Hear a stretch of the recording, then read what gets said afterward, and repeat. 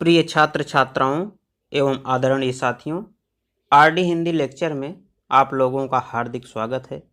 आइए आज के इस वीडियो में हम लोग अयोध्या सिंह उपाध्याय हरिऔंध की कविता पवन दूतिका के शेष पदों का अध्ययन करते हैं। तो आज का हमारा पद है, कोई प्यारा कुसुम कुम्हला गेह में जो पड़ा हो, तो प्यारे के चरण पर ला डाल देना उसी को, यूं देना ऐ पवन बतला फूल सी एक बाला, म्लाना हो कमल पग को चूमना चाहती है। राधा अपनी पवन दूतिका को यह समझा रही हैं कि वह कृष्ण के पास जाकर वियोगिनी राधा के दुख और संताप को बड़ी ही चतुराई के साथ व्यक्त करे। वे पवन से कहती हैं कि कोई प्यारा कुसुम कुम्हला गेह में जो पड़ा हो। कुम्हला यानी कुम्हलाया या मुरझाया हुआ, और गेह गेह कहते हैं घर को। राधिका कहती हैं कि हे पवन, यदि प्यारे श्री कृष्ण के भवन में कोई सुंदर पुष्प कुम्हलाया हुआ पड़ा हो, तो प्यारे के चरण पर ला डाल देना उसी को, तो उसे उठा करके प्रेम के साथ प्यारे श्री कृष्ण के चरणों पर डाल देना। यूं देना ऐ पवन बतला फूल सी एक बाला, म्लाना हो कमल पग को चूमना चाहती है। म्लाना अर्थात उदास होकर के, और कमल पग यानी कमल रूपी चरण। हे पवन, इस प्रकार तू उन्हें यह बतला देना कि फूल जैसी एक सुकोमल बाला अर्थात राधिका अत्यंत दुखी होकर के आपके चरण कमलों को चूमना चाहती है। जो प्यारे मंज उपवन या वाटिका में खड़े हों, छिद्रों में जा क्वणित करना वेणुसा कीचकों को, यूं होवेगी सुरति उनको सर्व गोपांगना की, जो हैं वंशी श्रवण रुचि से दीर्घ उत्कंठ होती। राधिका कहती हैं कि हे पवन, जो प्यारे मंजू उपवन या वाटिका में खड़े हों, मंजू यानी सुंदर, यदि मेरे प्रियतम किसी सुंदर उपवन या बगीचे में खड़े हों, छिद्रों में जा क्वणित करना वेणुसा कीचकों को। क्वणित करना यानी बजाना, और वेणु कहते हैं बंसी को, और कीचकों का मतलब यहाँ पे बांस से है। राधिका कहती हैं कि हे पवन, यदि मेरे प्यारे से कृष्ण किसी सुंदर उपवन या बगीचे में खड़े हों, तो वहां पर बांसों के छिद्रों में से होकर तू गुजरना और उन्हें बांसुरी के समान बजाना। इस प्रकार से यूं होवेगी सुरति उनको सर्व गोपांगना की, सर्व यानी सभी, गोपांगना यानी गोपिकाओं की, जो हैं वंशी श्रवण रुचि से दीर्घ उत्कंठ होती। उत्कंठ यानी व्यग्र होती हैं। राधिका कहती हैं कि हे पवन, इस प्रकार से तू उन्हें उन गोपियों का स्मरण करा सकेगी जो प्रियतम श्री कृष्ण की बांसुरी सुनने की इच्छा से बहुत ही व्याकुल हो जाया करती थीं। लाके फूले कमल दल को श्याम के सामने ही, थोड़ा थोड़ा विपुल जल में व्यग्र हो डुबोना। यूं देना अय भगनी जतला एक अम्भोज नेत्रा, आंखों को हो विरह विधुरा वारी में बोरती है। राधिका पवन दूतिका से कहती हैं कि हे प्यारी पवन, मेरे प्रीतम श्री कृष्ण के सामने एक खिले हुए कमल पत्र को ला करके बड़ी ही व्याकुलता के साथ, विपुल यानी व्याकुलता के साथ, उसे थोड़ा थोड़ा करके जल में डुबोना। यूं देना अय भगनी जतला एक अम्भोज नेत्रा, अम्भोज नेत्रा यानी कमल जैसे नेत्र वाली, और भगनी यानी बहिन।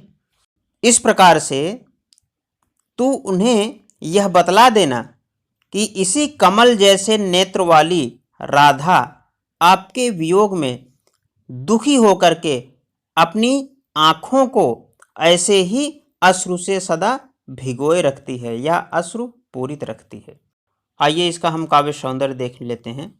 प्रस्तुत पद में राधा ने संकेतों के माध्यम से ही प्रीतम श्री कृष्ण को संदेश पहुंचाने का उपक्रम किया है। भाषा खड़ी बोली है। अलंकार उपमा एवं रूपक अलंकार हैं।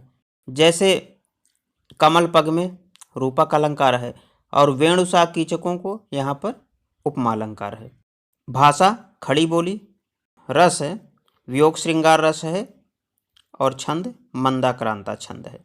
अगला पद है धीरे लाना वहन करके नीप का पुष्प कोई, और प्यारे के चपल दृक के सामने डाल देना, ऐसे देना प्रकट दिखला नित्य आशंकिता हो, कैसी होती विरह वशमय नित्य रोमांचिता हूँ।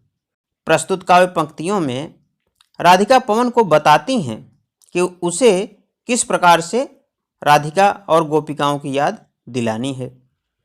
वे पवन से कहती हैं कि हे पवन, धीरे लाना वहन करके नीप का पुष्प कोई। नीप का अर्थ है कदम्ब और वहन करके यानी उसे बहा करके या उठा करके। हे पवन, तू धीरे से कदम्ब का कोई पुष्प उठा करके या उड़ा करके ले आना और उसे मेरे प्राण प्यारे के चंचल नेत्रों के सामने डाल देना। और प्यारे के चपल दृक के सामने डाल देना, तो चपल दृक का अर्थ होता है चंचल नेत्र। ऐसे देना प्रकट दिखला नित्य आशंकिता हो, कैसे होती विरहवश मैं नित्य रोमांचिता हूँ।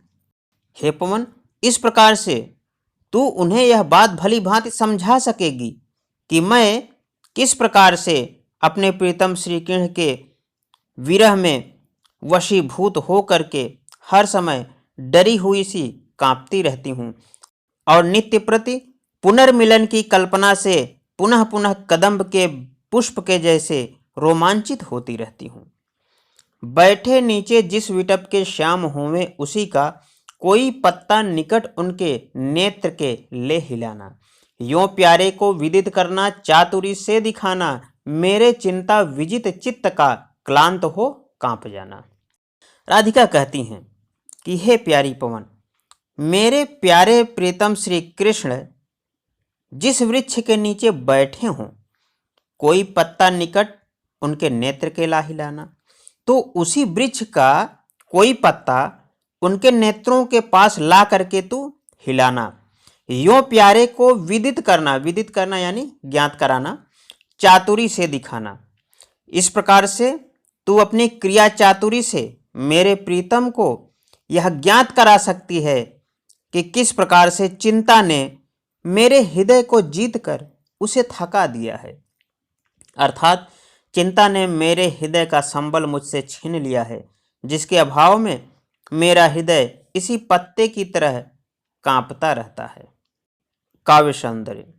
प्रस्तुत पद में राधिका की दशा को दिखाने के वर्णन में कवि ने बड़े ही सटीक उपमानों का चयन करके अपनी कवि प्रतिभा का परिचय दिया है। भाषा खड़ी बोली है। अलंकार उपमा एवं अनुप्रास अलंकार है। रस विप्रलंब श्रृंगार रस या वियोग श्रृंगार है और छंद में मंदाक्रांता छंद है।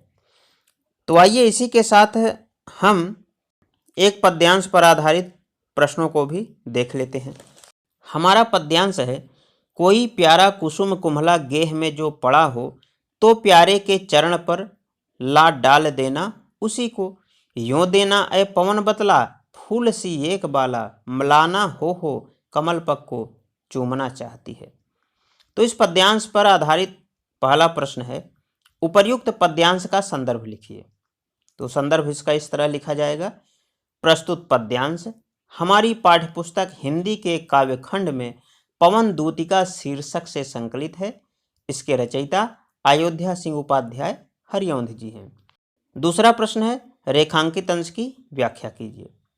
तो इसका रेखांकित अंश है, यों देना ऐ पवन बतला फूल सी एक बाला, मलाना हो कमल पक को चूमना चाहती है। तो राधिका पवन दूतिका से कहती हैं कि हे पवन, यदि कृष्ण के भवन में तुझे कोई कुम्हलाया हुआ पुष्प दिखाई दे, तो उसे उड़ा करके तू प्रियतम कृष्ण के सामने उनके चरणों पर डाल देना। इससे तू उन्हें यह बतला सकेगी कि फूल जैसी राधा दुखी होकर के इसी मुरझाए हुए कमल जैसी हो चली है और वह दुखी बाला आपके इन चरण कमलों को चूमना चाहती है। तीसरा प्रश्न है, मुरझाए हुए पुष्प की उपमा किससे की गई है? तो इसका उत्तर होगा मुरझाए हुए पुष्प की उपमा राधा से की गई है। अगला प्रश्न है, श्री कृष्ण के कमलवत चरणों को कौन चूमना चाहता है?